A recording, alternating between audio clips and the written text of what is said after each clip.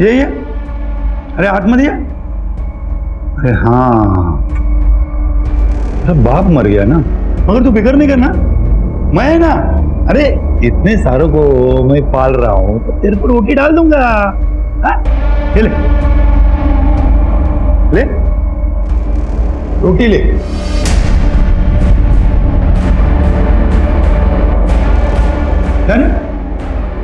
क्या हुआ, दूसरी चाहिए? ये ले ले ले।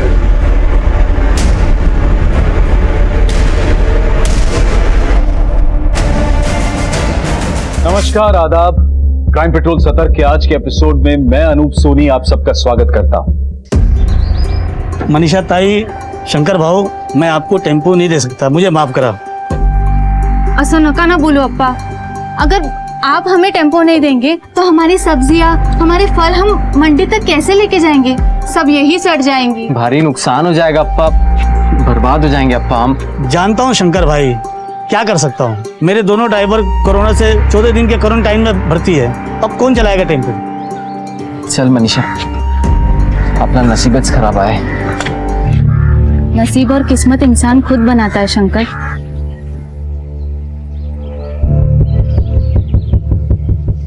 अप्पा, तेरा टेम्पो मेरे को देगा?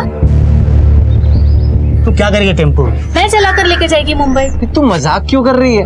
अरे नहीं, मला येते चालवायला और मेरे पास लाइसेंस भी है। अप्पा, मेरे बाबा ने मुझे टेम्पो, ट्रैक्टर सब चलाना सिखाया है। मैं अपनी सब्जियां लेके जाएगी, तू बोल देगा?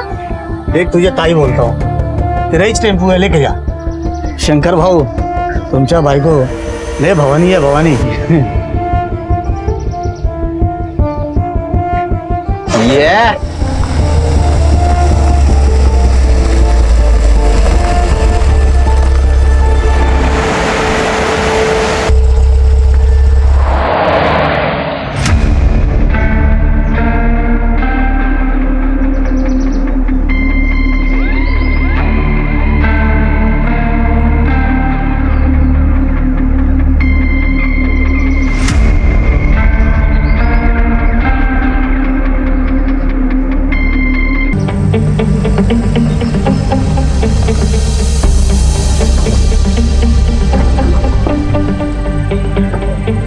अब इसे क्या हो गया?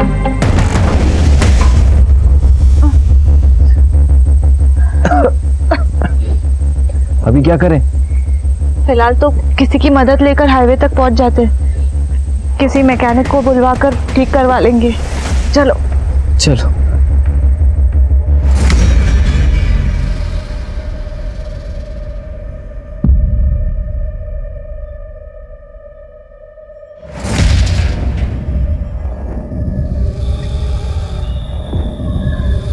हाँ, 2 सेकेंड।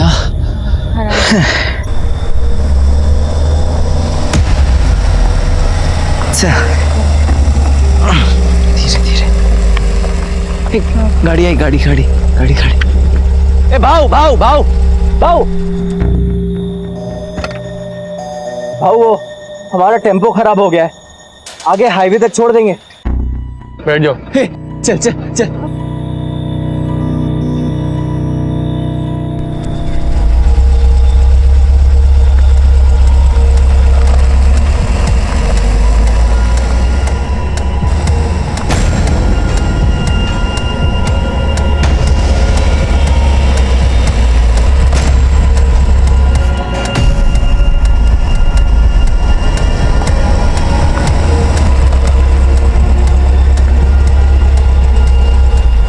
काय झालं भाऊ?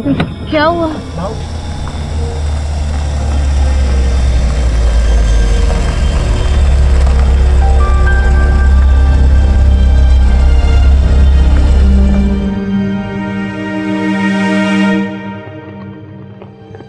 अंजली, हे अंजली, आहो आहो, बघा ना, अंजलीला बहुतेक ताप आलाय। काय बोलते? देखो ना, इसका अंग गरम लग रहा है, एक बार देखो ना। इसका अंग तो बहुत गर्म है ना? चल डॉक्टर के पास जाना चलो चलो। अरे रुको साहब, हमें अंदर जाने दीजिए, हमारे बच्चे की हालत बहुत खराब है, डॉक्टर से मिलने दीजिए। आप लोग वेट कीजिए, साहब मैं यहीं रुकता हूँ साहब, प्लीज आप वेट कीजिए, प्लीज। साहब प्लीज। डॉक्टर साहब साहब मेरी बच्ची की हालत बहुत खराब है, एक बार देख लीजिए। ठीक है, आप बच्ची को यहाँ लेटाइए, मैं देखता हूँ बेंच पे। जी।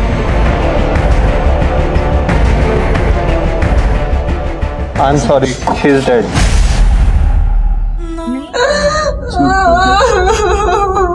हे बघा, तुम्ही घाबरू नका। मला माहित है कि इस वक्त ये सब पूछना सही नहीं है, फिर भी आप हमें बताइए, क्या आपने किसी का चेहरा देखा था? उन्होंने मास्क पहन रखा था। और आप गाड़ी के बारे में कुछ बता सकते हैं? वो कुछ स्टिकर जैसा था गाड़ी के पीछे, वो आँख जैसे जैसे कुछ झांक रहा हो, ठीक से याद नहीं आ रहा। गाड़ी का रंग तो याद होगा? हाँ, सफेद रंग की गाड़ी थी, पर नंबर नहीं देख पाया। ले, ऐसे कैसे पकड़ेंगे उनको? इम्पोर्टेंट फोन है, तो संभाल लेते। जी सर। जी देखिए, इनका मेडिकल टेस्ट करवाना पड़ेगा। तुम्हें काळजी करू नका, आमची लेडी कॉन्स्टेबल इसके साथ जाएगी।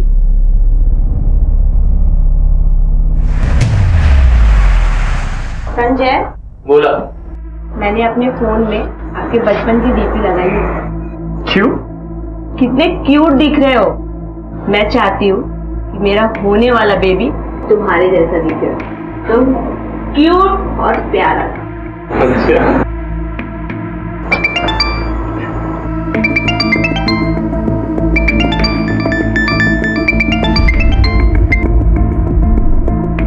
कोई इम्पॉर्टंट कॉल है? तुझ्यापेक्षा काही इम्पॉर्टंट नाही, आणि आता मी माझ्या बायकोची आणि होणाऱ्या मुलाची सेवा करतो।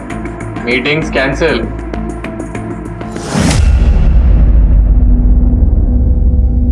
हो, आय नो काम महत्वाचं आहे, पण आता लॉकडाऊन आहे की नाही, तर तसंही लॉकडाऊनमध्ये बाहेर पडता येणार नाहीये।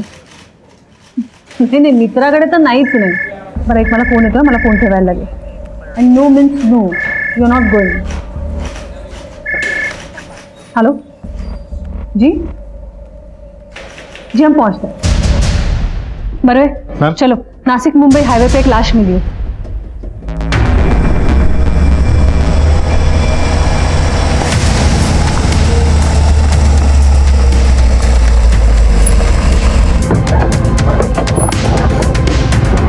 काफी बुरी हालत है बॉडी की, किसी ने शायद बड़े पत्थर से वार किया है।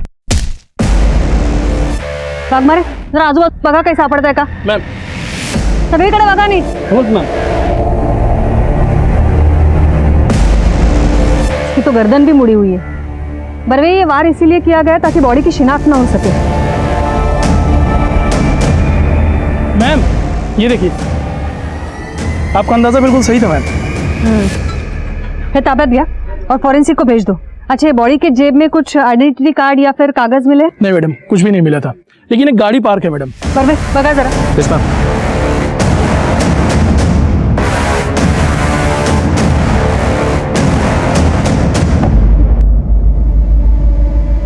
वाघमारे, ये यहाँ से कोई अपना आदमी गुजरा था?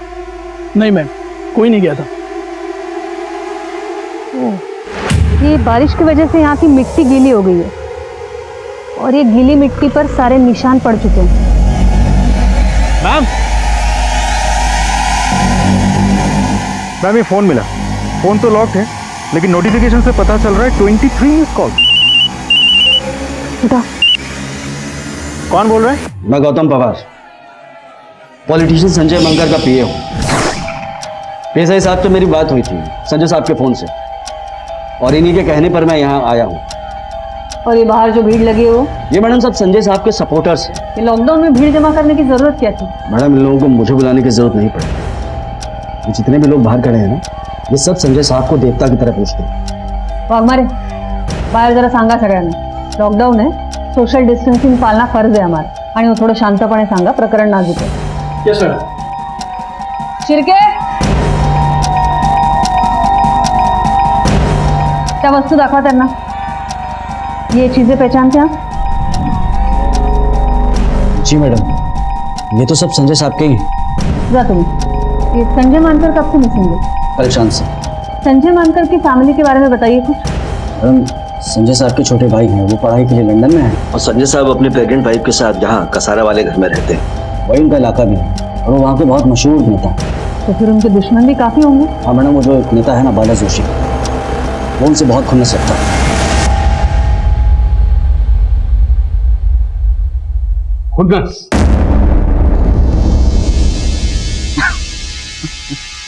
अरे साहेब, मी का खुन्नस ठेवू त्याच्यावर? हाँ, ये सब लोग हैं ना, वही खुन्नस रखते थे इसके ऊपर। क्योंकि ये संजय मानकर जो है नेता की खाल में भेड़िया था, क्रिमिनल था। आपने तो देखा ही होगा। जब से ये संजय मानकर चुन के आया है, आपके करप्शन रेट में, क्राइम रेट में कितनी बढ़ोतरी हुई है। इसलिए जब भी ये मुझे खबर पता चली, मुझे हैरानी नहीं हुई। वो क्यों पाप का घड़ा इतना भर गया कि फूटना ही था। जिस रात संजय मानकर की मौत हुई, आप कहाँ थे? और कहाँ रहूंगा? लॉकडाउन चल रहा है, घर पे ही था। ये डॉक्टर साहब, कहिए आपकी रिपोर्ट क्या कहती है? ऑफिसर, ऐसा लगता है कि इसके गर्दन पर किसी धारदार हथियार से वार किया गया है और एक ही बार में इसका गर्दन कटकर झुक गया है। इसका मतलब है मौत वार करने के बाद ही हो गई थी और बाद में सर पत्थर से कुचला गया। जी ऐसा ही हुआ।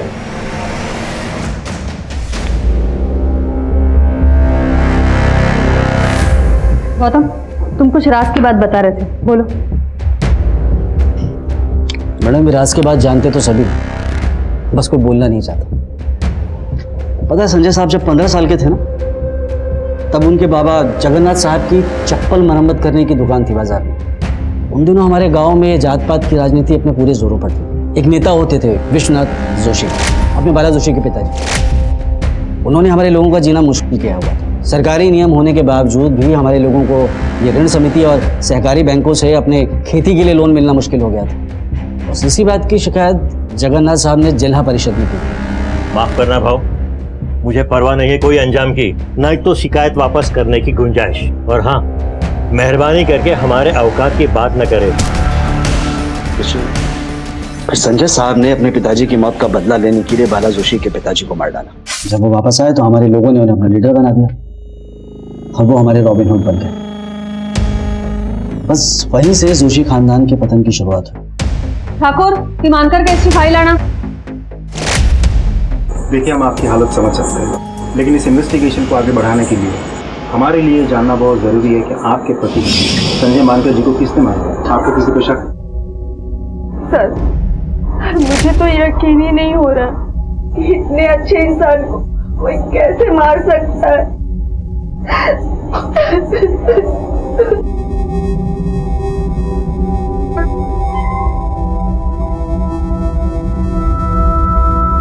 Thank you. So mister Gautam, Sanjay मानकर का कोई फ्रेंड सर्कल या फिर करीबी दोस्त जिनके यहाँ वो अकेले जाना पसंद करते थे? उनके 2 करीबी दोस्त थे, जिग्नेश आडवाणी और प्रफुल्ल राणा। संजय मानकर के साथ आपकी आखिरी मुलाकात कब हुई थी और उस शाम आप कहाँ थे जब उनका कत्ल हुआ? मैडम, हम उस रात भाभी के लिए आइसक्रीम लेने गए थे। फिर उसके बाद संजय अपने घर चला गया और मैं अपने घर। आज सुबह हम मिलने ही वाले थे। क्यों? मैडम, हमारा वो एक दोस्त है प्रफुल्ल, उसे अचानक क्वारंटाइन सेंटर जाना पड़ा। वो कोविड-19 सस्पेक्ट था। आपको शक है किसी पर? जी बिल्कुल है, बल्कि शक नहीं यकीन है। बाला जोशी नाम का एक आदमी है, उसके अलावा ये काम कोई और कर ही नहीं सकता। उसके और संजय के बीच में दुश्मनी थी।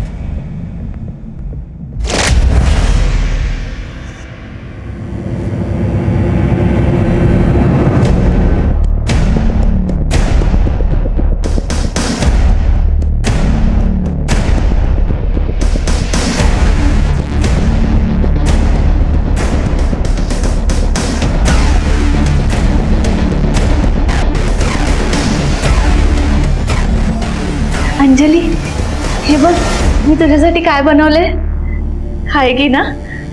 तू काय करतेस मनीषा? खाली। तू काय करतेस मनीषा? अरे शंकर, मैंने ये अंजलि के लिए बनाया है। वो अगर आज हमारे साथ होती तो पहली बार कुछ खाती, उसका अन्नप्राशन होता। ये ले, मैं खिला देती उसको। सुन ना, खाएगी ना? वो नहीं, अरे ती गेली, चली गेली।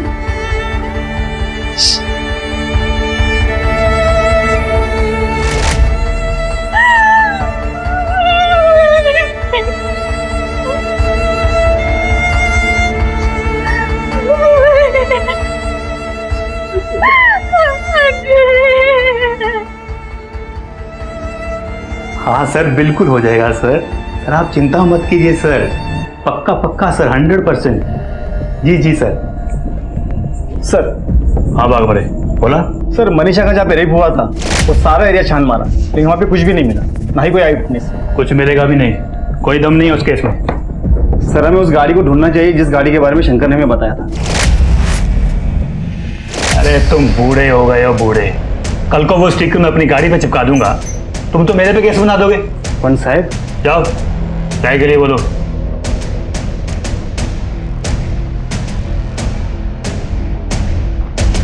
मैम बाला जोशी के पास कत्ल करने का स्ट्रांग मोटिव है, मुझे ऐसा लगता है। वैसे मैंने पूछताछ की तो पता चला कि लॉकडाउन की वजह से वो घर पे ही था, घर से बाहर वो कहीं निकला ही नहीं। उसके कॉल रिकॉर्ड भी मैंने चेक किए, कुछ भी सस्पिशियस नहीं निकला। लेकिन हाँ, जिस तरीके से वो बात कर रहा था मुझे ऐसा लग रहा था कि वो शायद हमसे कुछ छिपा रहा है। और ये संजय, उसके कॉल रिकॉर्ड से मिला है कुछ? मैम संजय मानकर के कॉल रिकॉर्ड से एक इंटरेस्टिंग बात पता चली है। जिस शाम उसका कत्ल हुआ उससे कुछ ही देर पहले उसने एक पर्टिकुलर नंबर पे 2 बार फोन किया था, लेकिन वो नंबर उसके कॉन्टैक्ट लिस्ट में सेव नहीं था। मैंने खुद ट्राई किया, वो फोन अभी भी स्विच ऑफ आ रहा है। पर वे पता करो ये नंबर कहाँ से खरीदा है। जाहिर है इसी क्राइम के लिए ये नंबर खरीदा गया है। और ये बाला जोशी पे कड़ी नजर रखो, खबरियों को एक्टिवेट करो। Right ma'am.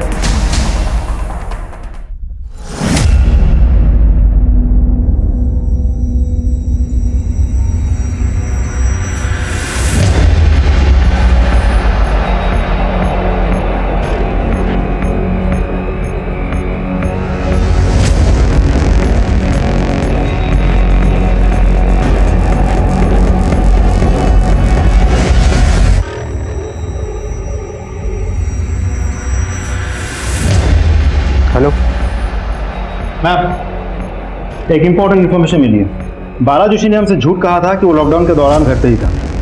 तो फिर ये जाता कहाँ है? अपने खास दोस्त सुदामा गांव पर घर, दोनों मिलकर जम के रात को पार्टी करते हैं। सुना है सुदामा के घर पे दारू का बड़ा स्टॉक है।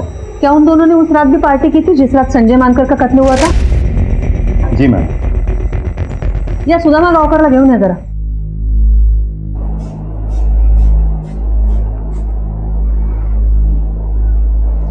बीपी तो नॉर्मल है, बट आर यू श्योर आप इन्हें घर ले जाना चाहते हो? डोंट वरी डॉक्टर, मैं और मेरी बहन मॉम का अच्छे से ख्याल रखेंगे। God bless you my son. चलो बैठ जाओ। कैसा फील कर रहे हो मॉम? अरे तेरे रहते तो मैं हमेशा अच्छा फील करती हूँ, तू कितना ख्याल रखता है मेरा। और जिंदगी भर रखूंगा। अरे वाह, जिंदगी भर क्यों? मुझे क्या अपनी बहू से सेवा नहीं करवानी है? मैं कुछ नहीं जानती, बस अब तू शादी कर ले, समझा? हाँ माँ कर लूंगा, पर पहले छोटी की शादी होगी फिर मेरी। बाकी बातें घर चल के करते हैं आराम से। चलो तू ना समझेगा नहीं। ये दोस्तों के साथ पार्टी करना गुनाह कब से हो गया? दोस्तों के साथ पार्टी करना गुनाह नहीं है, लेकिन पुलिस से झूठ बोलना गुनाह जरूर है, और यही गुनाह बाला जोशी ने किया है। अब तू हमें बताएगा कि बाला जोशी ने हमसे झूठ क्यों कहा था, और तुम दोनों पार्टी करने के चक्कर में क्या प्लानिंग करते रहते हो? कोई प्लानिंग नहीं कर रहे थे साहब, हम तो सिर्फ दारू पीते हैं। पार्टी ना हम भी करते हैं, लेकिन हम ना पार्टी डंडों से करते हैं। तो तू सोचते रहे, हम अपनी पार्टी शुरू करते हैं।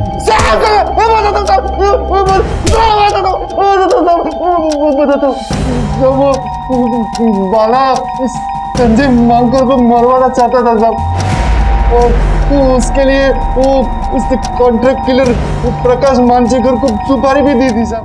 वो संजय मानकर बहुत खतरनाक और शातिर है, उसे भनक भी लग गई या वो बच गया तो हमें वो सीधा नर्क भेज देगा, इसलिए काम बहुत सावधानी से करना।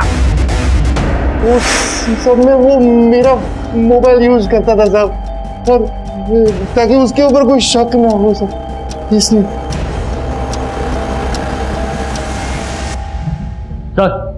नहीं मिला। मैम बाला जोशी फरार हो गया है, उसका पूरा घर छान मारा हमने, लेकिन इधर कोई नहीं है। चाचा फोन ट्रैक करा, सबसे पूछताछ करो, उसके रिश्तेदार, जानने पहचानने वाले सबसे पूछो।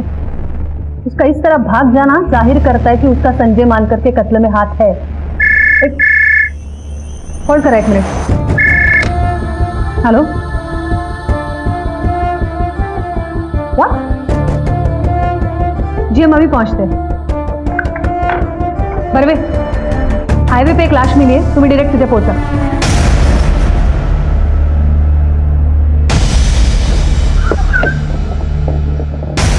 मैम, मैंने बॉडी की शनाख्त कर ली है. ये अडवाणी ही है और इसे भी ठीक उसी तरीके से मारा गया है जैसे संजय मानकर को मारा गया था. गर्दन भी उसी तरह मुड़ी हुई है और शायद वार भी किसी पत्थर से ही किया गया है.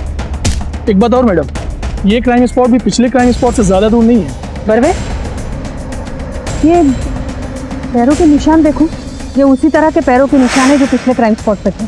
बरवे, ये प्रकाश मांचेकर और बाला जोशी दोनों को लेकर आओ. प्रकाश और बाला दोनों मुझे चाहिए किसी भी हालत में. Yes ma'am.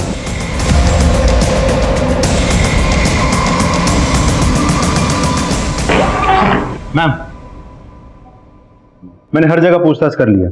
प्रकाश मांचेकर उसी दिन से गायब है जिस दिन संजय मानकर का कत्ल हुआ था और उसका फोन भी स्विच ऑफ आ रहा है और बाला जोशी का भी कुछ पता नहीं चल पा रहा है.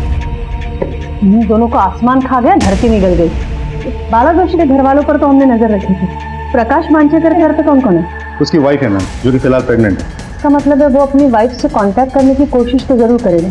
वैसे उसके घर पे हमारी नजर है और वाइफ के फोन को भी हमने सर्वेलेंस पे डाल रखा है. आपको लगता है मैम कि दोनों केसेस में प्रकाश इन्वॉल्व हो सकता है? बिल्कुल हो सकता है. ये दोनों कत्ल का पैटर्न सेम है, दोनों गहरे दोस्त भी हैं. इन दोनों को मारने की जरूर कुछ खास वजह है. बाला जोशी और जिग्नेश अडवाणी दोनों में दुश्मनी है क्या? मैम, बाला जोशी वाले एंगल पे तो मैंने खबरियों को काम पे लगा दिया है, लेकिन मुझे एक अलग ही डिस्प्यूट के बारे में पता चला. कौन सा डिस्प्यूट? जिग्नेश अडवाणी का एक बहुत बड़ा रेस्टोरेंट कम होटल है हाईवे पे. उसी की जमीन पे जिग्नेश का किसी घनश्याम पुरोहित नाम के बहुत बड़े बिल्डर के साथ पिछले कुछ सालों से डिस्प्यूट चल रहा है. बरवे, ये जिग्नेश अडवाणी के डिस्प्यूट के बारे में उसके घर वालों से पता लगाना चाहिए. Yes ma'am. Let's go.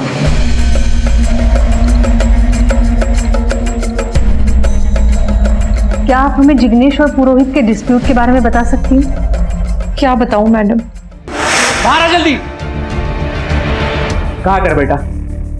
कहाँ छुप के बैठा है? जल्दी बोल. वो घर पे नहीं है. क्या काम है? उसे बोल दे, उस ढाबे की जमीन अगर उसने मेरे हवाले नहीं की तो तू और तेरा परिवार साथ में ऊपर जाएगा. वो मेरे पति की आखिरी निशानी है. हम मर भी जाएंगे लेकिन वो जमीन नहीं देंगे. ये बात. चलो ठीक है, हम एक काम करते, तुम जिंदा ही रहो और जिंदगी भर इस बात का मलाल मनाती रहो कि तूने मेरी बात नहीं मानी. देख क्या रहे हो? शुरू हो जाओ. छोड़ दो. छोड़ दे उसे. देख, आज तेरी बेटी को कुछ नहीं किया है, हाँ, लेकिन कल कर भी सकते हैं. और समझा देना तेरे बेटे को. चलो रे.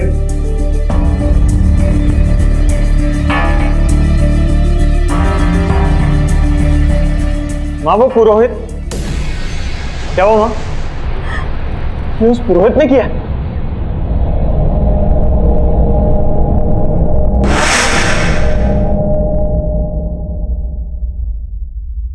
मैडम, मुझे पता था कि मेरी फैमिली को उस जिग्नेश अडवाणी ने ही मारा था.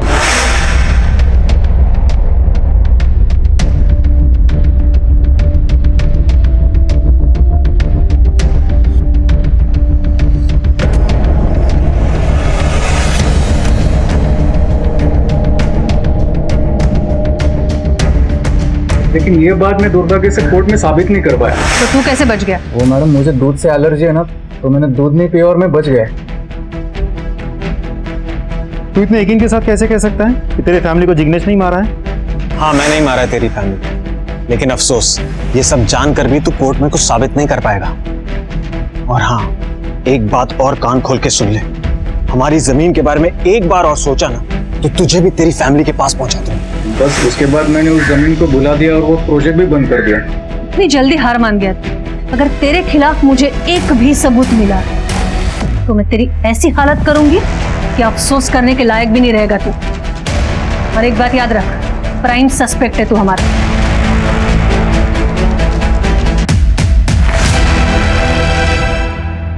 घनश्याम पुरोहित के बारे में कुछ पता चला? यस मैम, मैंने घनश्याम पुरोहित का बैकग्राउंड अच्छे से चेक किया.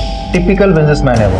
धंधा छोड़ के उसको और कुछ समझ में नहीं आता. उसके कॉल रिकॉर्ड भी मैंने चेक किया, लेकिन पिछले 3-4 सालों से वो जिग्नेश से टच में ही नहीं है. और वैसे भी इन्वेस्टिगेशन में भी उसके खिलाफ कुछ सामने नहीं आया. अरे जिग्नेश को किसने मारा होगा? चलो मान लेते हैं कि प्रकाश ने संजय मानकर को मारा. कि इस थ्रेट को सपोर्ट करने के लिए एक फैक्ट है कि जिस दिन कत्ल हुआ उस दिन प्रकाश का फोन लोकेशन क्राइम स्पॉट के नजदीक था, लेकिन फिर वो गायब है. फोन भी ऑफ है और जिसने उसकी सुपारी दी थी वो भी गायब है, बाला जोशी। और उसके पास तो मोटिव भी था। तो जिग्नेश से उसकी क्या दुश्मनी हो सकती है? और कॉन्ट्रैक्ट तो सिर्फ संजय मानकर को मारने का दिया था, तो ये जिग्नेश को किसने मारा? और मारने का तरीका भी बिल्कुल सेम है, वही पैरों के निशान, सब कुछ उन्हीं दो लोगों के निशान।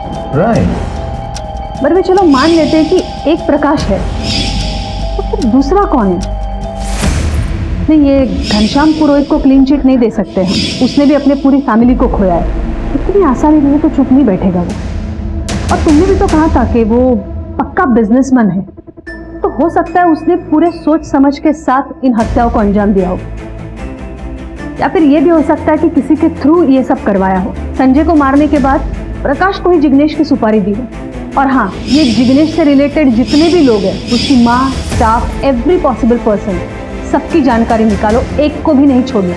मेरे ख्याल से इन दोनों केस से रिलेटेड कोई ना कोई ऐसा हीरा है जो हमारे हाथ जरूर आएगा, जो अब तक हमारे नजर से बाहर है। राइट। एक के बाद एक दो लोग, संजय मानकर और जिग्नेश अडवाणी का कत्ल हो चुका था और इन हत्याओं की गुत्थी को सुलझाने के लिए पुलिस के हाथ कोई भी सिरा नहीं लगा था। जैसे जैसे पुलिस की इन्वेस्टिगेशन आगे बढ़ रही थी, पुलिस के सामने एक के बाद एक कई कड़ियां खुल रही थी। पर अब भी पुलिस का सामना एक ऐसी घटना से होने वाला था जो उनकी अब तक की इन्वेस्टिगेशन का रंग रूप ही बदल देगी। मैम, इस केस की एक बहुत ही इंपॉर्टेंट लीड हाथ लगी है। बाला जोशी की बहन घनश्याम पुरोहित की सेकंड वाइफ है। एक और खास बात पता चली है मैम, गौतम पवार पिछले कुछ महीनों से इस बाला जोशी के कांटेक्ट में था, यहाँ तक के मर्डर्स के बाद भी। और कमाल की बात तो यह है कि उसने कॉल करने के लिए अपने नहीं बल्कि अपने बीवी के फोन का इस्तेमाल किया था, ताकि हम उसे ट्रैक न कर सकें। इंटरेस्टिंग। बड़वे गौतम पवार को उठा।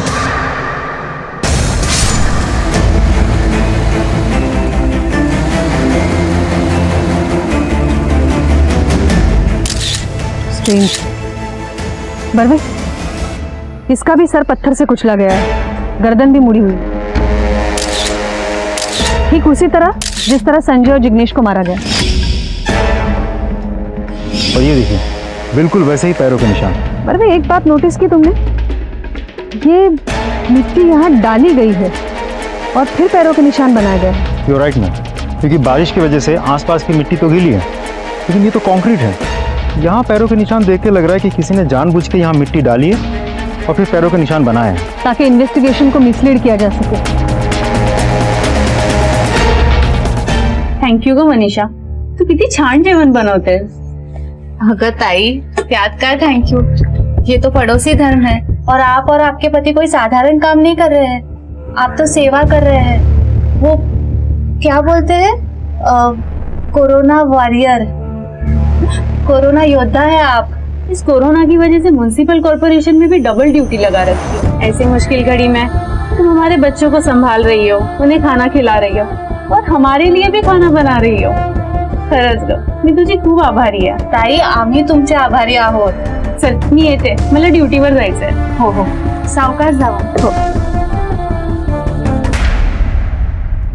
मैम, हमने प्लान के मुताबिक प्रकाश की बीवी रेशमा का फोन सर्विलेंस पे रखा था. कल रात को उसे एक अननोन नंबर से कॉल आया था. हमने पता किया तो पता चला कि वो प्रकाश का ही नंबर है. प्रकाश के लोकेशन के बारे में भी हमें पता चल गया है. फिलहाल वो मालेगांव में कहीं रुका हुआ है. मालेगांव पुलिस से बात की तुमने? जी मैम. एक काम करो बरवे, तुम खुद जाकर उसे अरेस्ट करो. ये केसेस सॉल्व होने के लिए उसका अरेस्ट होना बहुत जरूरी है. Right ma'am.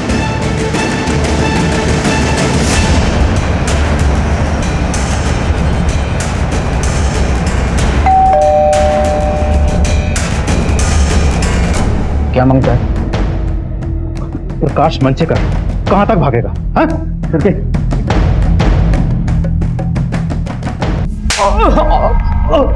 तुम दोनों ने संजय मानकर, जिग्नेश आडवाणी और गौतम पवार को क्यों मारा? नहीं साहब, हमने नहीं मारा.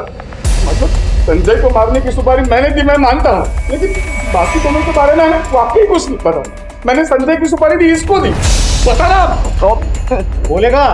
हाँ साहब, मैं मानता हूँ साहब कि मैंने भाव से संजय मानकर को मारने के लिए 5 लाख की सुपारी ली थी साहब, लेकिन मैंने उसको नहीं मारा साहब. आज शपथ मैं सच बोल रहा हूँ. गौतम भाव ने जब बाला भाव को संजय मानकर की लोकेशन की इंफॉर्मेशन दी तो मैं वहाँ पहुँचा था साहब, लेकिन पहले से ही संजय को किसी ने मार दिया था साहब.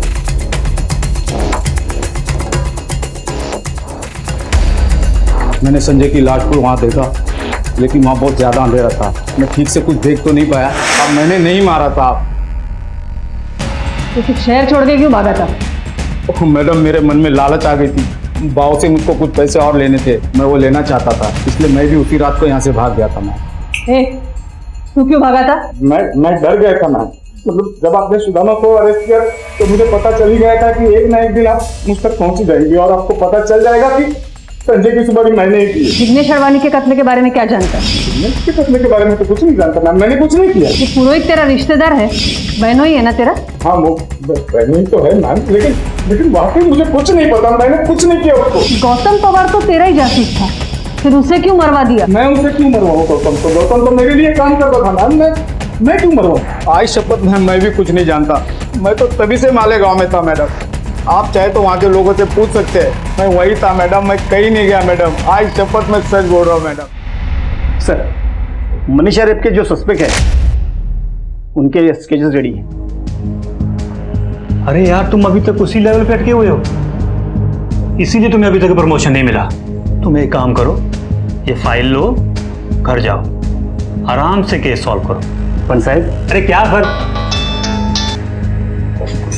हाँ सर, जय हिंद सर। हाँ पहुंचते हैं सर। Okay sir. नेताजी की ड्यूटी पे जाना है, इससे मिलता है प्रमोशन। ये तुम्हारे बेकार के रेप केस है नहीं। चलो गाड़ी के लिए बोलो, अरे गाड़ी के लिए बोलो।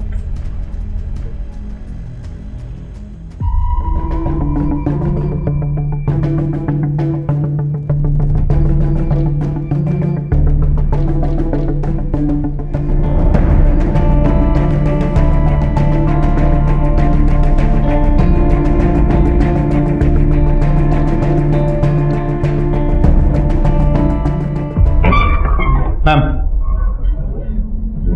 गौतम पवार के कॉल रिकॉर्ड्स आ गए। उस दिन उसने भी एक नंबर पे 2 बार बात की थी, जिसके बाद उसका भी कत्ल हो गया। और खास बात तो ये है कि मरने से आधे घंटे पहले ही उसने बात की थी मैम। ये वही नंबर है जो हमें संजय मानकर के कत्ल के समय मिला था, जिसका आज तक हमारे पास कोई इन्फॉर्मेशन नहीं है, कोई डिटेल नहीं है। मैंने भी वो नंबर ट्राई की थी मैम, स्विच ऑफ आ रहा है। ये नंबर हमारे लिए बहुत बड़ी लीड हो सकती है बरवे। और किसी नंबर पे कांटेक्ट हुआ इस नंबर से? उस नंबर के अलावा उसने संजय के दोस्त प्रफुल्ल राणे से भी बात की। बरवे, ये संजय, जिग्नेश और प्रफुल्ल तीनों गहरे दोस्त थे और गौतम उनका राजदार। ये भी हो सकता है कि ये 3 कत्ल के बाद अभी कातिल चौथे कत्ल की फिराक में है। हो तो सकता है मैम, लेकिन कारण समझ में नहीं आ रहा है, कोई क्यों करेगा? कारण कुछ तो बड़ा है बरवे। नमस्कार मैडम, PSI वाघमारे बोलते हैं, Indira Nagar police station. Madam, हमारे यहाँ कुछ दिनों पहले केस आया था, एक औरत के साथ कुछ लोगों ने इनिशियल इन्वेस्टिगेशन में ना कोई एविडेंस मिला और ना ही कोई एविडेंस, लेकिन उन लोगों के स्केचेस हमने बनवाए हैं। पर मैडम, उनके चेहरे पर मास्क लगे हुए, और मैं पर्सनली हर पुलिस स्टेशन में फ़ोन करके इन्फॉर्मेशन दे रहा हूँ।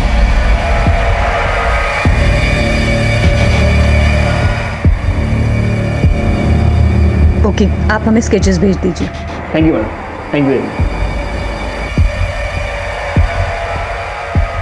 बरवे, एक काम करा, ये तीनों दोस्तों के CDR मुझे चाहिए। जी मैम। और एक बात, संजय मानकर के कत्ल से 1 महीना पहले की। हो जाएगा मैम, लेकिन कोई खास बात? और ये प्रफुल्ल राणे को कांटेक्ट करो इमीडिएटली। Okay ma'am.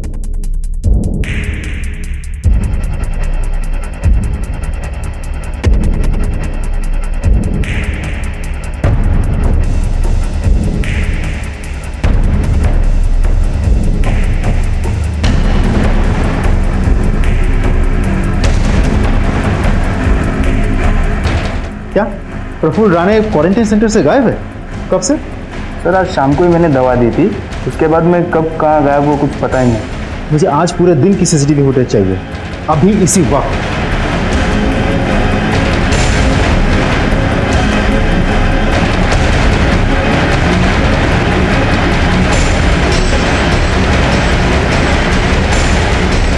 बरवे, उस नंबर का पता करो जिस पर फोन किया गया है, और ये भी पता करो कि कौन सी नर्स इस वक्त ड्यूटी करती है। मैम। अरे महेंद्र, ये पता करो कि ये प्रफुल्ल की गाड़ी कौन लेके आ सकता है, कोई ड्राइवर या फिर कोई और। मैम।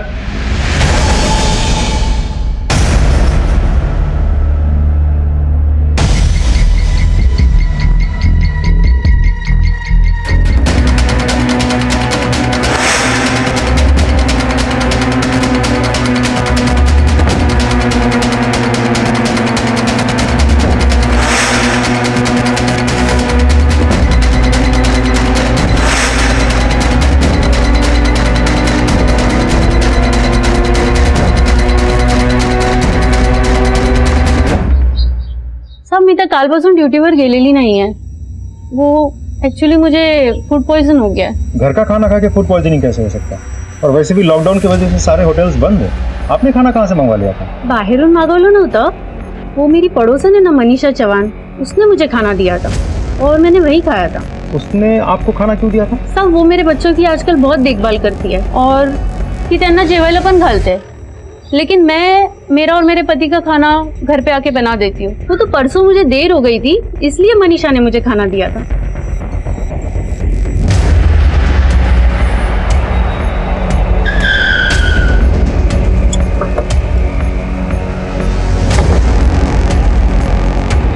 तू ही है प्रफुल्ल का ड्राइवर? प्रफुल्ल कहाँ है? मालूम नहीं सर. तू ऐसे नहीं मालूम. बोल बोल. सर बताता हूँ सर. बोल. सर वो मैम. प्रफुल्ल का फोन ट्रैक हुआ? Yes ma'am. उसकी लोकेशन इस वक्त देवलाली के पास में है. कल रात में उसने अपने ड्राइवर को फोन भी किया था, जो रात के अंधेरे में क्वारंटीन सेंटर के बाहर प्रफुल्ल की गाड़ी को छोड़ करके चला आया था. उसके ड्राइवर से एक बात और पता चली मैडम. उसने बताया कि प्रफुल्ल का देवलाली में एक फार्म हाउस भी है.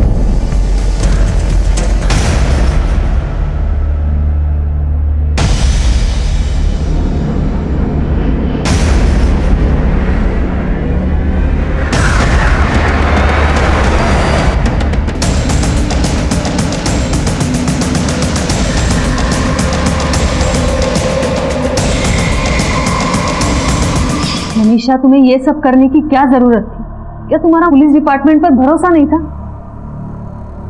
मैडम, बहुत बार पुलिस के दरवाजे पे खटखटाया मैडम, पर हमें न्याय नहीं मिला. हमारी उम्मीद ने जवाब दे दिया था मैडम, और इसलिए उन चारों राक्षसों को मारने के लिए हमें कानून को अपने हाथ में लेना पड़ा.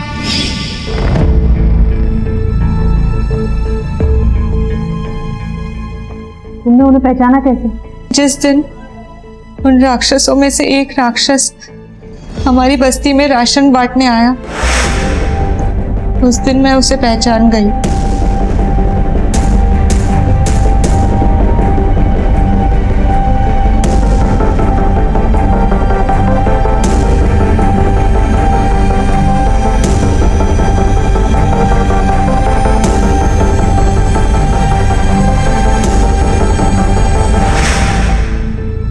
वो संजय मानकर बहुत बड़ा पॉलिटिशियन था.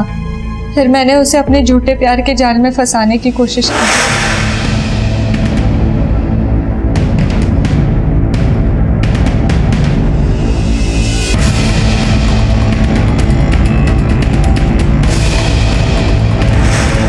हमने पता करने की कोशिश की कि उस रात संजय के साथ और कौन कौन था. फिर हमने एक के बाद एक जिग्नेश और गौतम को मौत के घाट उतार दिया. पर हमने तो उसे भी मारने का प्लान बना लिया. मनीषा और शंकर, इतना अफसोस हो रहा है तुम्हें देखकर. एक अजीब सा सिलसिला शुरू हो चुका है.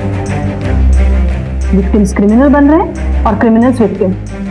अगर सब लोग इस तरह कानून हाथ में लेने लगे तो समाज का क्या होगा? अरे जानवरों से भी बदतर हो जाएगी जिंदगी हमारी.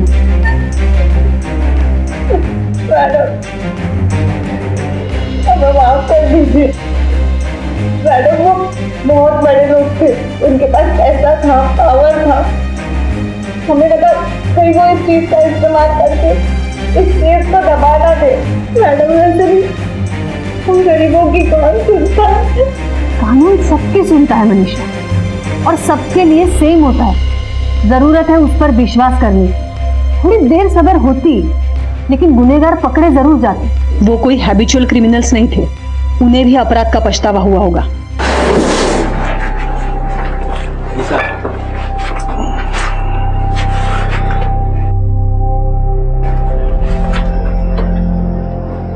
यार, कल रात जो हुआ वो अच्छा नहीं हुआ. पता नहीं क्या हो गया था, हम सब राक्षस बन गए थे.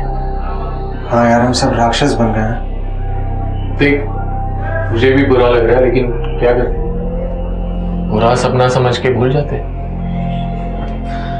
क्या हम कभी इस गेट से बाहर निकल पाएंगे? हर इंसान के अंदर एक राक्षस छिपा हुआ होता है जो हर पल बाहर आना चाहता है. लेकिन हमारी शिक्षा, हमारे संस्कारों की मदद से हम बचपन से उस राक्षस को अपने अंदर दबाए रखना सीखते हैं. पर हमारा गुस्सा और बदले की भावना हमारे अंदर दबे हुए राक्षस को बाहर आने के लिए प्रेरित करती है। संजय मानकर, जिग्नेश अडवाणी और प्रफुल्ल राणे ये कोई हैबिचुअल क्रिमिनल्स नहीं थे, लेकिन उस रात नशे की हालत में उनके अंदर का राक्षस बाहर आ गया और वो एक घिनौना गुनाह कर बैठे। वैसे ही मनीषा और शंकर के अंदर दबी बदले की भावना ने उनके अंदर के राक्षस को हवा दे दी। ये राक्षस आपको जुर्म के ऐसे रास्ते पर लाकर छोड़ता है जहां से वापस आना मुमकिन नहीं होता। देखते हैं हमारे आज के एपिसोड की दूसरी कहानी। सर, हमारी कंपनी की तरफ से आपके लिए 76,000 का प्री अप्रूव लोन पास हुआ है। क्या आप लेना चाहेंगे? No problem sir, no problem. Thank you. आपका दिन शुभ हो।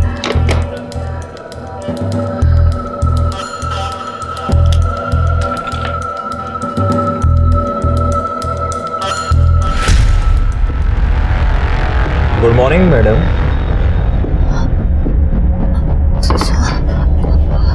तो ऑफिस आवर्स में सोकर वुमेन कार्ड प्ले कर रहे हैं आप कि मैं प्रेग्नेंट हूँ, बहुत दुखी हूँ, बहुत प्रेशर में हूँ। सॉरी सर, पर मैं कॉल पर ही थी।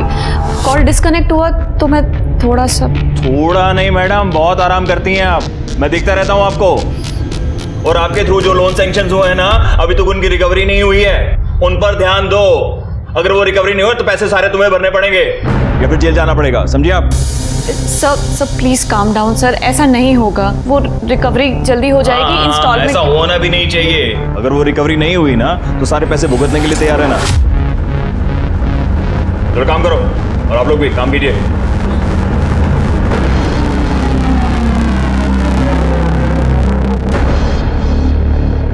मुमताज, एक एडवाइस दूं तुमको, तुम्हें ना इस वक्त घर पे बैठ के रेस्ट करना चाहिए। वरुण, तुम्हें बताया तो था ना, अहमद का काम ठीक नहीं चल रहा है, और जब तक उसका काम ठीक नहीं होगा मुझे जॉब करनी पड़ेगी। उसका काम तो कभी भी ठीक नहीं चलेगा, क्योंकि वो सीरियस ही नहीं है अपने काम के लिए। उसे पता है ना कि तुम यहाँ पे हो कमाने के लिए। ऐसा नहीं है वरुण, अहमद अपनी पूरी कोशिश कर रहा है। तुम अहमद को ना खुदा मानना बंद करो और ये नवीन सर का लोन क्लियर करवाओ। तुम्हें पता है ना, एक नंबर के कमीने आदमी है वो।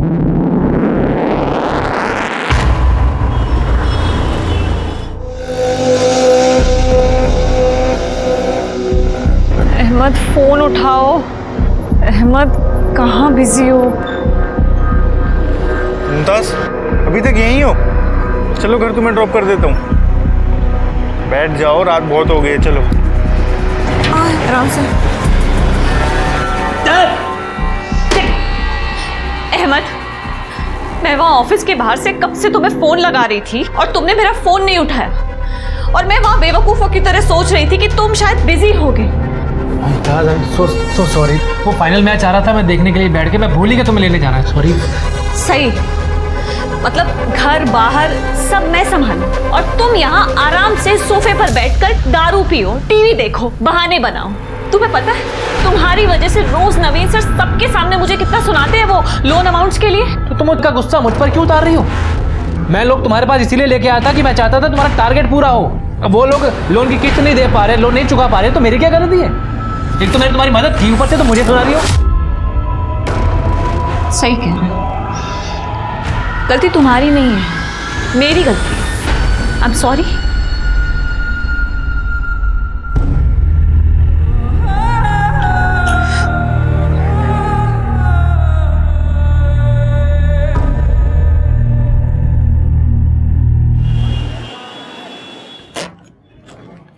मुमताज, क्या हुआ?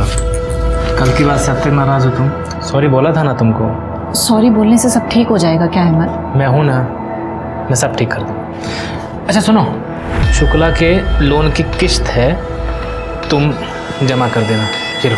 तो ये तुम मुझे क्यों दे रहे हो? शुक्ला से कहो ना कि डायरेक्टली कंपनी को ट्रांसफर करे। अरे तुम जमा करो या कंपनी में जाके जमा करे, बात तो एक ही है। तुम भी तो उसी कंपनी में काम करती हो। हाँ, ये लो, ध्यान दो। अच्छा सुनो मुमताज, कुछ और दोस्त हैं मेरे, वो भी लोन के लिए अप्लाई करना चाहते हैं, तुम बात करके देखना जरा। अहमद, मुझे नहीं लगता है कि अब नवीन सर मानेंगे, क्योंकि तुम्हारे थ्रू जितने भी लोगों ने लोन लिया है ना, उसमें से आधे लोग इंस्टॉलमेंट देने में गड़बड़ी कर रहे हैं। तो तुम बात तो करके देखना, माने तो ठीक, ना माने तो ठीक। हाँ?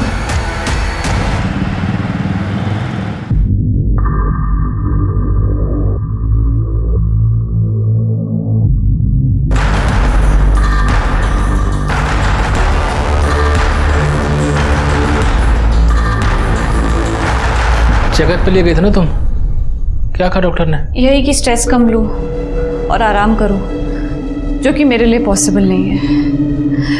खैर तुम बताओ कब तक वापस आ रहे हो? मुमताज तुम्हें बताया था ना मंडे को आऊँगा, कल पहुँच जाऊँगा 12 बजे तक।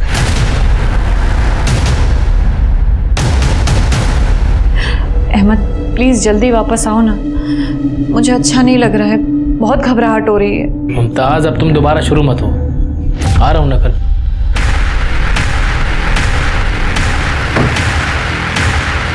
अहमद कौन है? कौन आया? एक मिनट, दरवाजे पर कोई है।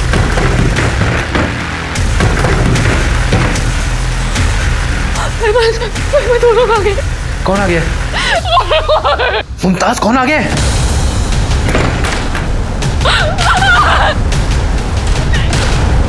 कहाँ ले जा रहे हो उसे? मुमताज, मुमताज। HR02 AK 2021।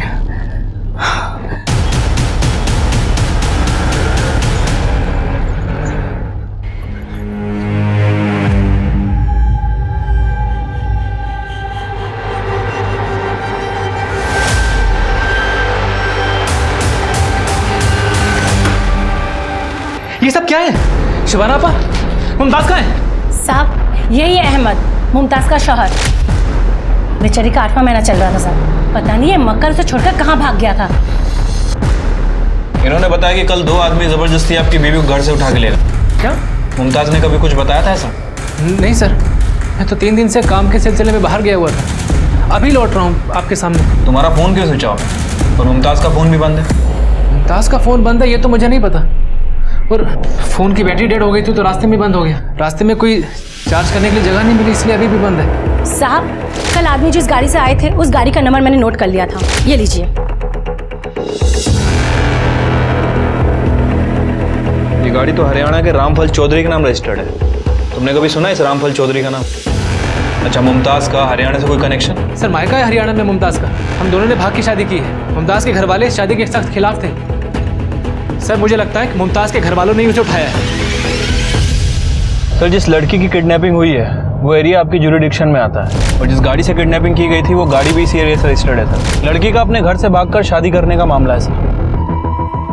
ये लोकल लोग घर से भागकर शादी करने को या गैर बिरादरी में शादी करने को गलती नहीं पाप समझते हैं। ये लोग अभी भी पुराने रीति रिवाजों को पकड़ के बैठे हैं।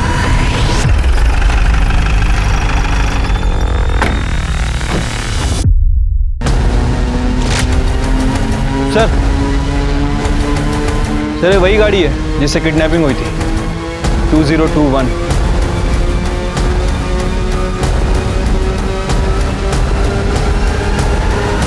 अरे आओ दरोगा आओ, आई आओ, भाग्य मारे। क्या लोगे? चाय पानी कुछ? पता था पुलिस आने वाली है तो पहले ही पंचायत जोड़ ली। दरोगा ये गांव है, यहाँ पूरा गांव दांत कटी रोटी की तरह रहता है। सारे शहर जैसा न है, बगल में कोई रह रहा है सालों से और पता ही नहीं कौन है। या था हमारी रोज की बैठक से। वो गाड़ी तुम्हारी है? क्या नाम होता है? मुमताज। सुना भाई, मुमताज किडनैप हो गई। ओ शाहजहां पता नहीं कहाँ खड़े खड़े इंतजार कर रहा। मजाक नहीं कर रहा हूँ मैं भी मजाक नहीं कर रहा। कौन मुमताज?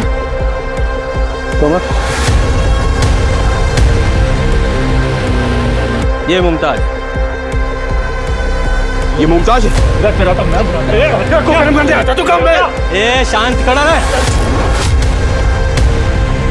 मुमताज नहीं, ये ज्योति है मेरी बहू, मेरे बेटे संदीप की लुगाई। और 6 महीने पहले ये भगा कर ले गया था। और भाई चोर का सीना तो देखो कैसे चोड़ा कि पुलिस लेकर आ गया।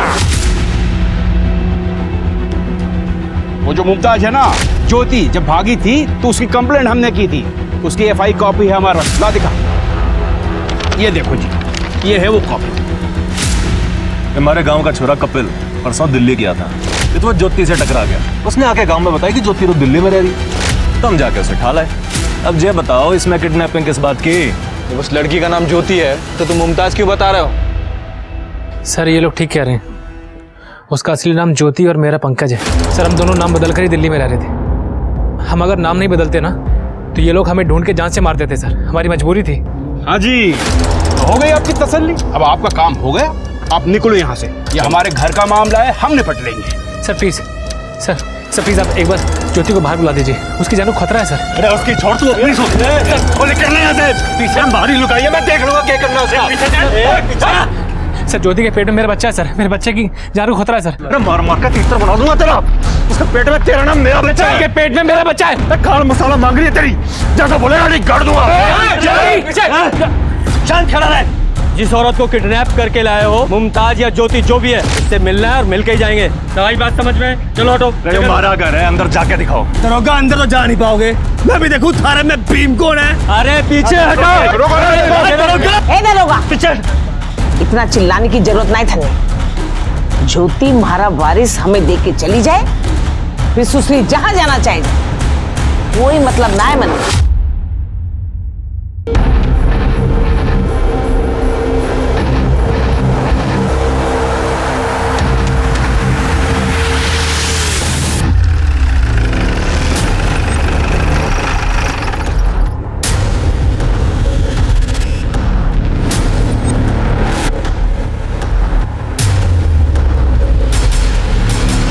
रास्ते से हटो वरना सारे के सारे जेल जाओगे।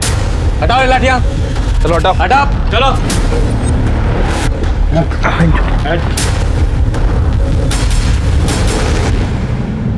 शर्मा, तोमर, ये दोनों कमरे चेक करो।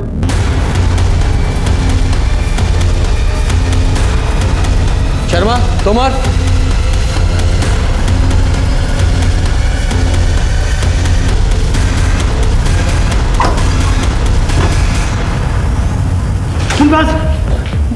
कैसे तुम ठीक हो ना बेटा? लेके चलो।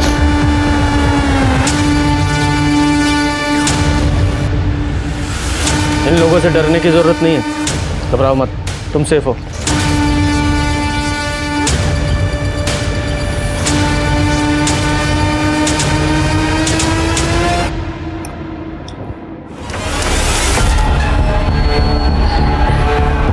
देखिए, गांव वालों से तो हमने काफी कुछ सुन लिया, अब आपकी स्टोरी आप बताइए। सर, मेरे बापू एक गरीब किसान है। जमीन के नाम पर एक छोटा सा टुकड़ा है, जिसकी कमाई से घर चलाना बहुत मुश्किल है।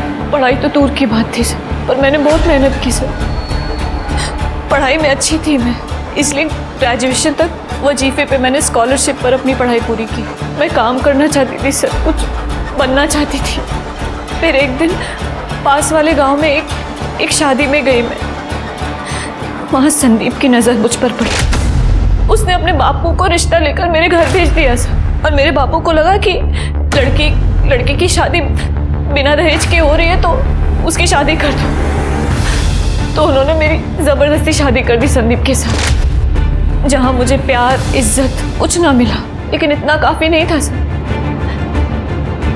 एक दिन, अरे आप कुछ चाहिए आपको? हाँ, मैंने तू चाहिए। तू तो मलाई की तरह एकदम। छोड़ो मुझे, मेरे साथ भी कर। क्या कर रहे हो?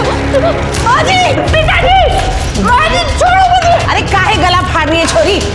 हैं? ये क्या नारा लगा रखा है? हाँ? नहीं, क्या कर रहे हैं? अरे महाराज छोरा आज्ञाकारी है, इजाजत लेकर ही अंदर आया, समझी? और एक बात कान खोल के सुन ले, अब तो सिर्फ संदीप की लुगाई नहीं है, रिंकू की भी लुगाई है। क्या? अब एक ही कोख से बच्चे हो जाए ना दोनों के, तो फिर कल जमीन जायदाद के लिए दोनों भाई के बीच में राड़ा नहीं होगा, समझी? क्या कह रही हैं आप माँ जी? सुना आपने? सुना क्या कह रही है माँ जी? ज्योति, समझा कर, जिस बात में परिवार की भलाई हो ना, वो मान लेनी चाहिए। चल जा। शाबाश छोरा, शाबाश। देखा माँ की कितनी फिक्र है छोरे में। अब एक बात तू भी सुन ले, तू भी मान जा, और अगर नहीं मानेगी ना तो तेरे बाप के घर छोड़ आएंगे, फिर दिखाती रहना अपनी मास्टरानी उधर। अरे ब्याही हुई छोरी घर पर जाएगी ना माँ बाप के, तो तेरी बहन की शादी तो होने से रही। हाँ? सर, मैंने ये सब अपने बापू को बताया, लेकिन उल्टा वो मेरे ससुराल वालों को सपोर्ट करने लगे। उस दिन के बाद दोनों भाइयों का जब जी चाहता वो, और मुझे ये सब सहना पड़ता, क्योंकि मेरे पास और कोई चारा नहीं था सर। फिर एक दिन मैं पंकज से मिली। वो गांव में बाहर से कुछ मजदूरों को लेकर आया था ठेके पर। उसने मुझसे वादा किया कि वो मुझे इस नरक से छुटकारा दिलाएगा। पहले तो मैं डर गई, मुझे ये सब इम्पॉसिबल लगा सर कि कई लोगों को पता लग गया और मुझे जान से मार दिया तो। लेकिन जब मैं प्रेग्नेंट हुई सर, तब मैंने सोच लिया था कि अपने बच्चे को इस माहौल में नहीं जीने दूंगी, उसे यहाँ पैदा नहीं होने दूंगी सर। इसलिए मैं पंकज के साथ दिल्ली भाग गई।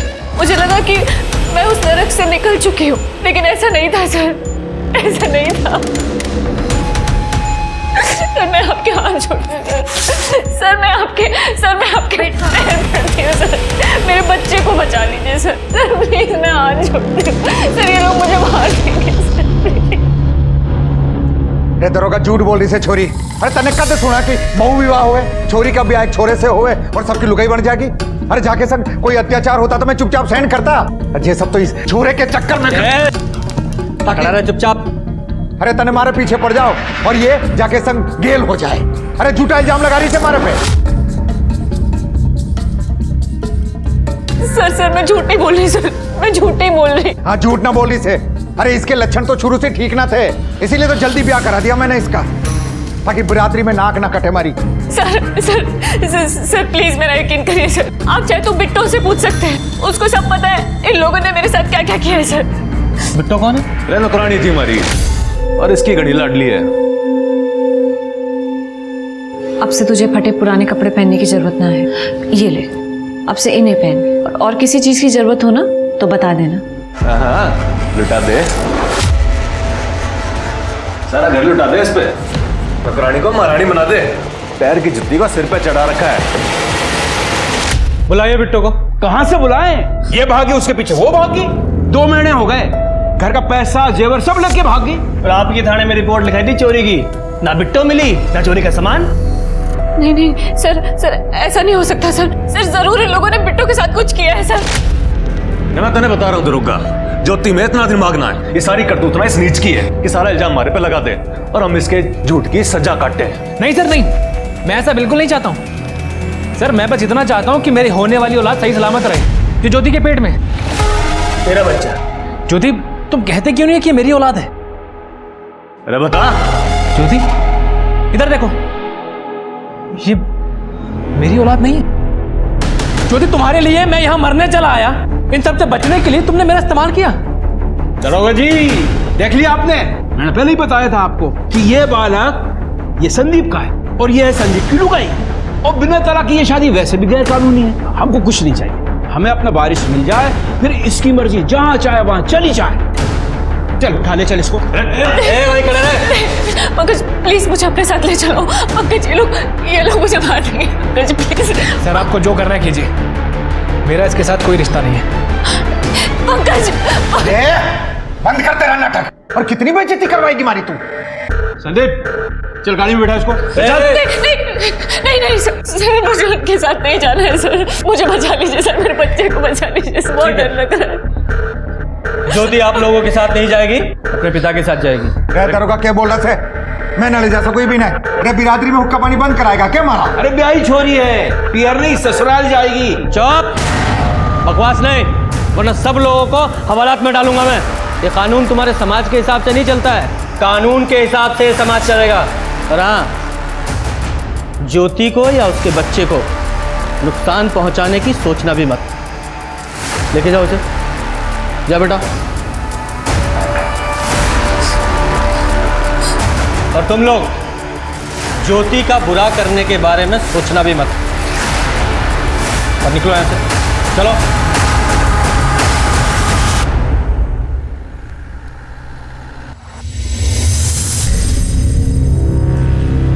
दीदी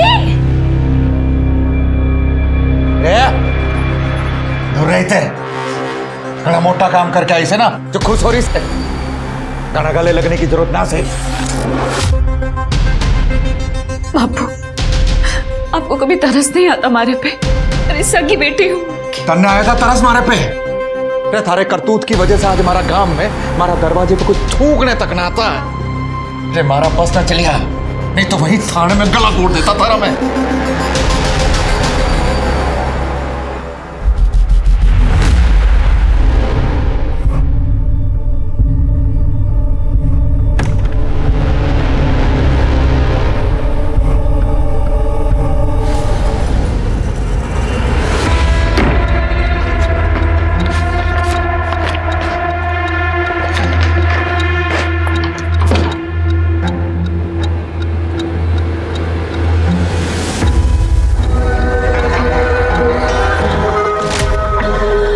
यार पूरा घर छान मारा है, कहीं नहीं मिल रहा। यार तू इतनी सी चीज संभाल के नहीं रख सकता?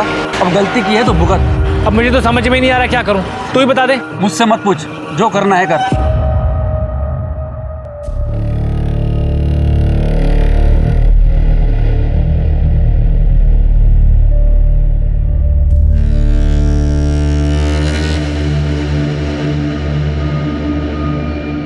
ज्योति के अनुसार शादी के नाम पर उसके साथ छल हुआ था। जमीन का बंटवारा बचाने के नाम पर उसे दोनों भाइयों की पत्नी बनाया जा रहा था। एक औरत की बलि चढ़ाई जा रही थी, इसलिए वो अपनी जान बचाकर अपनी इच्छा से अपनी जिंदगी जीने के लिए घर से भाग निकली। लेकिन पुलिस के सामने यह साबित होना बाकी था कि ज्योति बहुविवाह यानी कि पॉलीगैमी का शिकार थी या नहीं। और भी ऐसे कई सवाल थे जिनके जवाब नदारद थे। ज्योति ने पंकज से झूठ क्यों बोला कि उसके पेट में पलने वाला बच्चा पंकज का है, और अगर पंकज उसे छोड़ चुका था तो इस बार वो भागकर कहां और किसके पास जा रही थी? क्या ज्योति झूठ बोल रही थी और सच कुछ और था, या फिर उसका डर सही था और उसकी जान को खतरा था?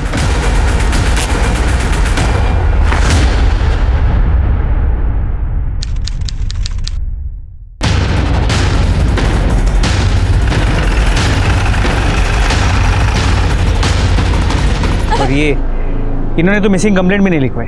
क्या कंप्लेंट लिखवा था? मन ने तो पता था, फिर से भाग जागी। कब गायब हुई थी? 4 दिन पहले सवेरे नींद से उठे तो घर में ना दिखी, समझ के भाग गई। शोर इसलिए नहीं मचाया कि बेइज्जती हो जाती। अच्छा राम मर गई। इसके चाहने वाले तो गांव में आने लगे थे, उनके कारण और मिट्टी पलीत हो रही थी हमारी। मतलब कोई आया था? मैंने अपनी आंखों से देखा था।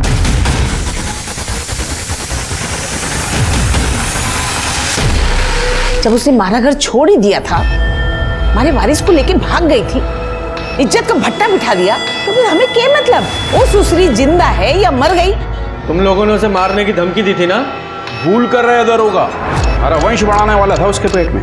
बालक के आने तक तो हम उसे खरोच तक नहीं आने देते। घर में रहती, जिंदा रहती, ध्यान नहीं दिया होगा, किसी ने मार दिया होगा। मर गई तो हम क्या करें?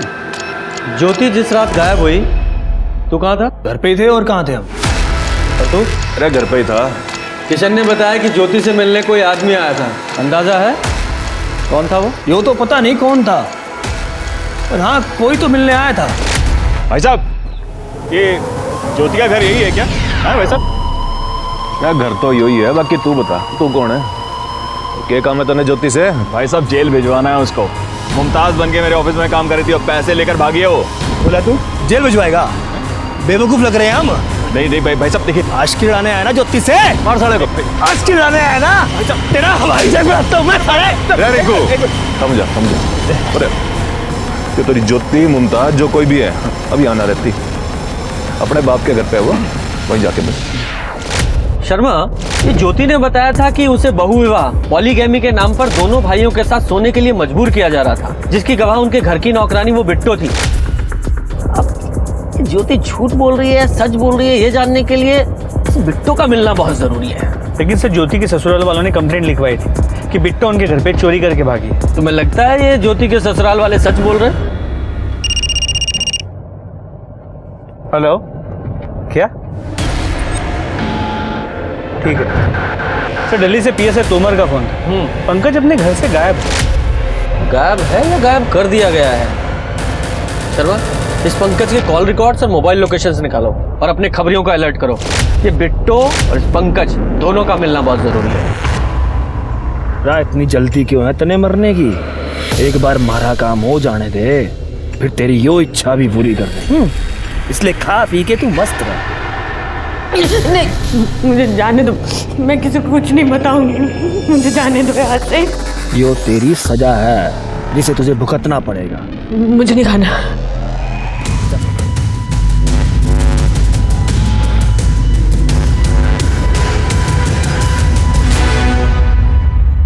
सर वो लोग इंसान नहीं थे सर, जानवर थे वो लोग सर। अपने लोन के पैसों के लिए मुमताज को ढूंढते हुए मैं सर वहां पर चला गया सर। आप मानेंगे नहीं सर, उन लोगों ने मुझे थप्पड़ों से मारा सर। ज्योति के पति संदीप के घर जाने के बाद तुम उसके पिता किशन के घर भी गए थे? हाँ सर, मेरा जाना मजबूरी था, लेकिन मैं डरते डरते गया सर, पता नहीं क्या हो जाए।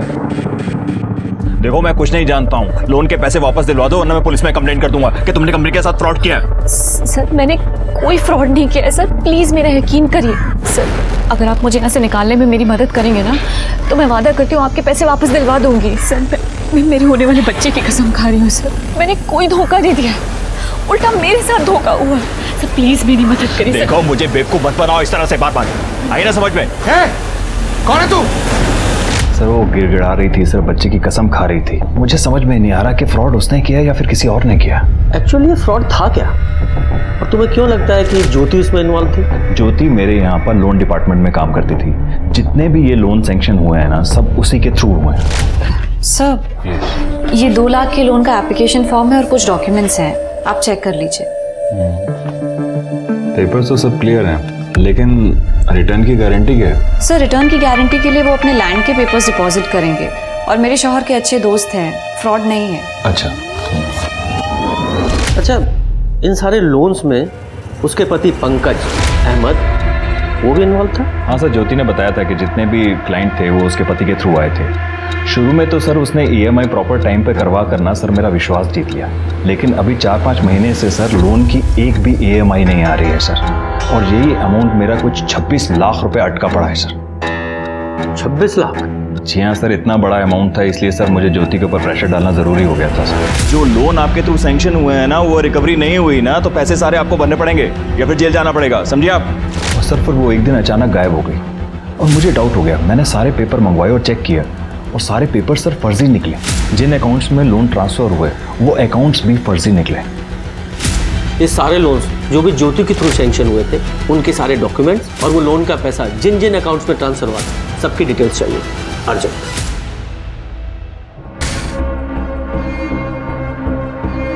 शर्मा, ये पंकज और लोन का 26 लाख रुपया दोनों ही गायब है।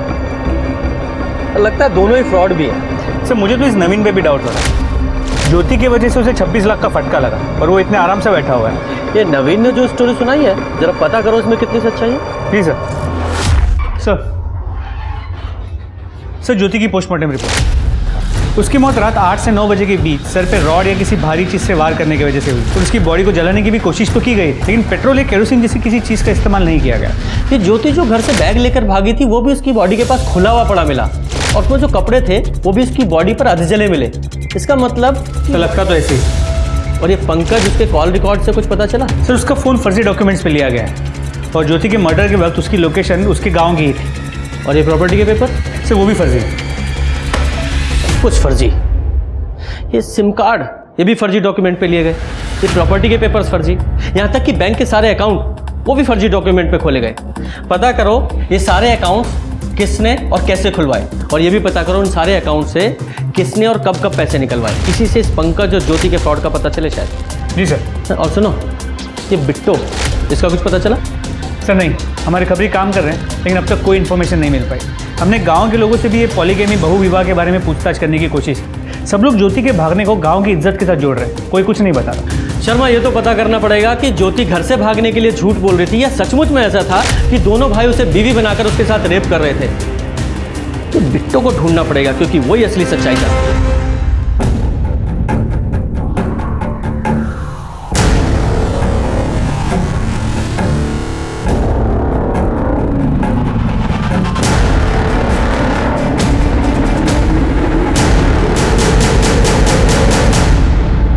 सर इनमें से आधे से ज़्यादा अकाउंट्स खाली कर दिए गए। ATM कार्ड के डेली लिमिट के हिसाब से पैसे विड्रॉ किए जा रहे हैं। मतलब बैंक ना जाना पड़े इसलिए 90 अकाउंट खोले गए? जी सर, लेकिन अब भी कुछ अकाउंट में 7 से 8 लाख रुपए बचे हुए। उन्हीं में से एक अकाउंट में से ज्योति के मर्डर के बाद ATM में से 25,000 रुपए विड्रॉ किए गए। शर्मा, उस ATM का पता करो जिससे पैसे निकाले गए, और उस ATM की CCTV फुटेज भी निकलवाओ। Sir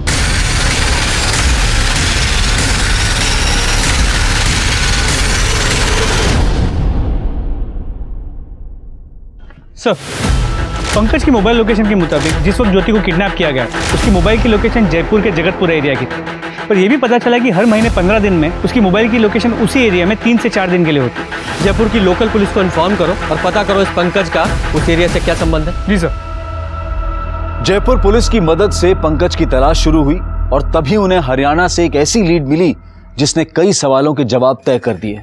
sir Jaipur police Pankaj की तलाश कर रही है, लेकिन वो अब तक हाथ नहीं लगाए।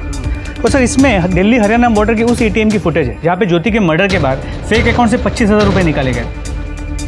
ये आदमी मुंह पे गमछा बांधा हुआ है, शक्ल तो पहचान में नहीं आ रही है। शर्मा, तो पंकज जैसा तो नहीं लग रहा है, ये बॉडी स्ट्रक्चर से मैच नहीं हो रहा। एक काम करो, इस एटीएम से इस टाइम पर जितने भी नोट निकाले गए उनके सारे सीरियल नंबर बैंक से पता करो। और हाँ, वो लड़के जो वेरिफिकेशन के लिए जाते हैं ना, इन सारे 90 अकाउंट्स के वेरिफिकेशन के लिए जो लड़के गए थे उन सबको पूछताछ के लिए बुलाओ। सर कैसे पॉसिबल है कि फर्जी डॉक्यूमेंट से 90 अकाउंट खुल गए और किसी को गलत नहीं लग रहा है? Excuse me. हेलो, ठीक है सर, बिट्टो का पता चल गया। कहाँ है वो? एक आदमी को रास्ते पर बेहोश पड़ी मिली थी, वहीं इसे हॉस्पिटल लेकर आया। जैसे ही इसे होश आया बोली पुलिस को बुलाओ। बहुत ही डरी हुई थी। कहाँ थी तुम इतने दिन और किससे बचकर भाग रही थी? पूरा जानवर लोग हैं साहब, वो इंसानों का परिवार नहीं, राक्षस है वो लोग। गांव में अम्मा की तबीयत खराब है, थोड़े पैसे चाहिए। 4 दिन पहले तनख्वाह दी है तेरे को, अब किस बात के पैसे मांग रही है? थोड़ा एडवांस चाहिए, काम करके सब चुका देंगे। काम तो बड़ा, तू यहाँ हल चला रही है, लाखों में सैलरी है जो तुझे एडवांस चाहिए। भाई ध्यान रखिए उस पे, कहीं चोरी चकारी करके भाग ना जाए। जब खड़ी मुंह के देख रही है, जा जाके लस्सी लेके आ। बिट्टो, अरे क्यों उदास है तू? कितने पैसे चाहिए? 10,000 चाहिए थे। 10? बस ये ले, पूरे 20 वापस नहीं करना तेरे को, मैं खुद वसूल कर लूंगा। हाँ देख, मैं क्या कह रहा था, सुन, तेरे को माँ का इलाज कराना है ना। माँ का सोचकर हम सब बर्दाश्त करते थे। अच्छा, ये ज्योति घर से गई क्यों थी? उनकी किस्मत भी हमारी तरफ उल्टी थी।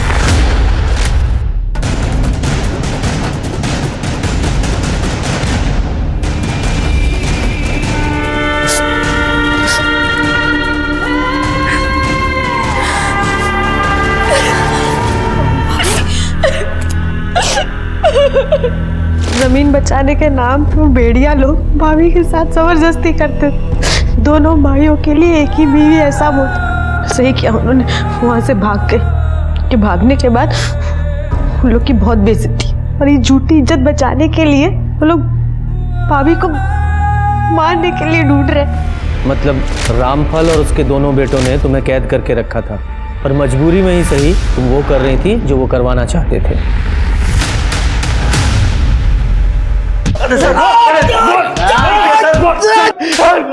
तेरे इन दो नालायकों ने पहले ज्योति की जिंदगी बर्बाद की और तूने बिट्टो की। जब ज्योति से वारिस चाहिए था तो उसे मारा क्यों? हमने उसे नहीं मारा, हमें तो बच्चे के आने का इंतजार था। अगर तूने नहीं मारा तो तेरे नालायक बेटों ने मारा होगा ना? क्यों? मारना होता तो थारे आके उसको बचाने का इंतजार थोड़ी ना करते, कद का मार देते सर। हमने नहीं मारा साहब, वारिस की खातिर हमने बिट्टो को नहीं मारा तो ज्योति को कहां से मारेंगे हम? शर्मा, ये इतनी आसानी से नहीं बताएंगे, हड्डियां तोड़ो इनकी। सर सच बोल रहे हैं सर। सर हम लोग कॉन्ट्रैक्ट बेस्ड काम करते हैं, टारगेट पूरा नहीं होता तो सैलरी भी नहीं मिलती, इसलिए जो भी व्यक्ति जहाँ बुला लेता है वेरिफिकेशन के लिए वहाँ चले जाते हैं। उन लोगों को देखोगे पहचानोगे? हाँ सर श्योर, पहचान लेंगे।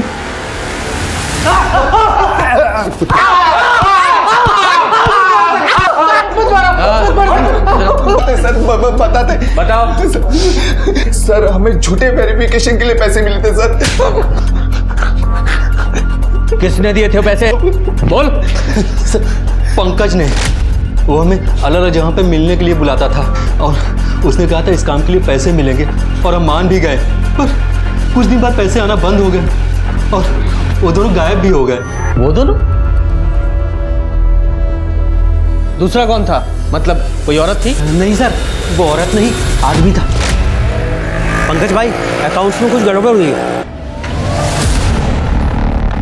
मैं बैठा हूं ना बैंक में, तुम लोग टेंशन मत लो, मैं सब संभाल लूंगा, तुम पर कोई हाथ नहीं डालेगा। तू तो उन्हें बचा रहा था ना, तो अब आया ना पुलिस के हाथ में, तो अब कौन बचाएगा तुझे? पंकज कहाँ है? बोल, पंकज कहाँ है? सर जयपुर में।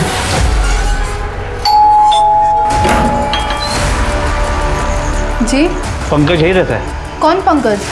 यहाँ मैं, मेरी बेटी और मेरे हस्बैंड रहते हैं, और उनका नाम पंकज नहीं निखिल है। वो देखिए, वो आ रहे हैं।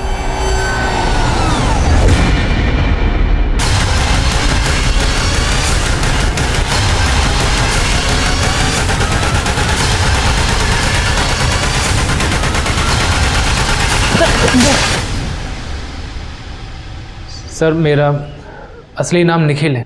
मैंने ज्योति से झूठ कहा था कि मेरा नाम पंकज है। सर मैं पहले से शादीशुदा हूँ और ज्योति को मेरे सच के बारे में पता ना चल जाए, इसीलिए झूठ का सहारा लिया था। समझ गया, आगे बोल। सर सुमित और मैं एक साथ जयपुर से दिल्ली आए थे। सुमित की तो दिल्ली में बैंक में नौकरी लग गई, पर मुझे कहीं जॉब नहीं मिली, तो मैंने सुमित के साथ मिलकर एक प्लान बनाया। देख, तू अगर अपने बैंक में फर्जी अकाउंट खुलवा दे तो हम लोग रातों रात अमीर हो सकते हैं। अब इतने सारे अकाउंट खोलने के लिए बहुत सारे लोग और डॉक्यूमेंट चाहिए। अरे वेरिफिकेशन होता है यार बैंक की तरफ से। देख, तू बस वेरिफिकेशन संभाल ले, लोग और डॉक्यूमेंट्स मैं अरेंज कर दूंगा। सर मैं सेल्स में था, लोगों को फंसाना मुझे बहुत अच्छे से आता है। पैसों का लालच देकर मैंने कुछ लोग खड़े किए और इसने फर्जी डॉक्यूमेंट्स पे उनके अकाउंट खुलवा दिए। और उसके बाद तूने ज्योति को बेवकूफ़ बनाकर फर्जी प्रॉपर्टी के कागजात बनाए और उन कागजात पर लोन्स उठाए। जी सर। वो बेचारी तुझे फरिश्ता समझ रही थी, तो शैतान निकला। उसे मारा क्यों? नहीं सर, मैंने मारा नहीं है सर ज्योति को। अच्छा दिखाओ। ये जिस दिन ज्योति का मर्डर हुआ तेरी लोकेशन उसी गांव में थी, सच बोल, क्यों मारा उसे? सर मैं मानता हूँ कि मैं ज्योति के गांव गया था, लेकिन उसे मारने नहीं गया था, अपनी पासबुक और एटीएम लेने गया था। सर सुमित ने तो सारे पैसे अपने अकाउंट से निकाल लिए थे। मैंने अपना पूरा घर छान मारा, ना तो मुझे पासबुक मिली ना एटीएम मिला। सर मैं अच्छे से जानता था कि ज्योति के गांव जाना खतरे से खाली नहीं है, पर मैं क्या करता वही बार बार फोन करके बुला रही थी। तो मुझे लगा मैं गांव जाऊंगा, उसे इमोशनली ब्लैकमेल करूंगा और अपना पासबुक और एटीएम ले लूंगा। तुमने मुझसे झूठ बोला, फ्रॉड किया मेरे साथ। देखो, तुम्हें अगर पासबुक और एटीएम चाहिए ना, तो बदले में तुम मुझे यहाँ से ले चलो। सोच लो पंकज। हाँ तो मैं तुम्हें लेके जाऊंगा ना ज्योति, लेकिन उसके लिए मुझे पासबुक और एटीएम चाहिए ताकि मैं सब अरेंज कर पाऊँ। जैसे सब अरेंज हो जाएगा मैं तुम्हें यहाँ से ले जाऊंगा पक्का। तुम्हारी नीयत मैं समझ चुकी हूँ पंकज, अब तुम्हें पासबुक एटीएम कुछ भी नहीं मिलेगा। और सर उसके बाद ज्योति वहाँ से चली गई, मेरे फंसे हुए पैसे मिलने का कोई चारा ही नहीं था। और सर मैं जानता था कि ये फ्रॉड का केस एक दिन सामने ज़रूर आएगा, इसलिए मैं चुप बैठ गया था। पर सर मैं कसम से कह रहा हूँ सर, मैंने ज्योति को मारा नहीं है सर। अगर ये पंकज सच बोल रहा है तो इसका मतलब ये है कि ज्योति को किसी गांव वाले ने या उसी के घर वाले ने मारा है, जिसे पता था कि ज्योति के पास पासबुक और एटीएम कार्ड है, क्योंकि एटीएम से पैसे ज्योति के मरने के बाद ही निकाले गए। सर मैं एक काम करो, जरा गांव में पता करो कि कौन है जो अचानक से अमीर बन गया है और पैसे उड़ा रहा है। जी सर।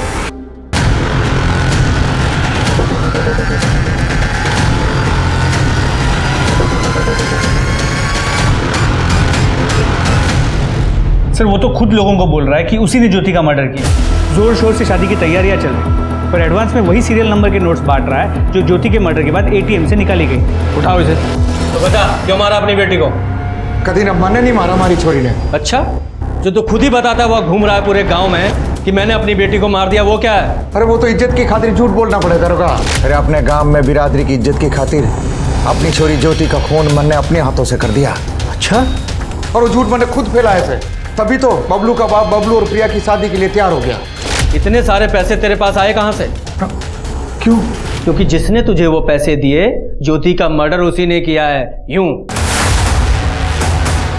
तो ज्योति को मारने के बाद एटीएम से पैसे तूने निकाले थे।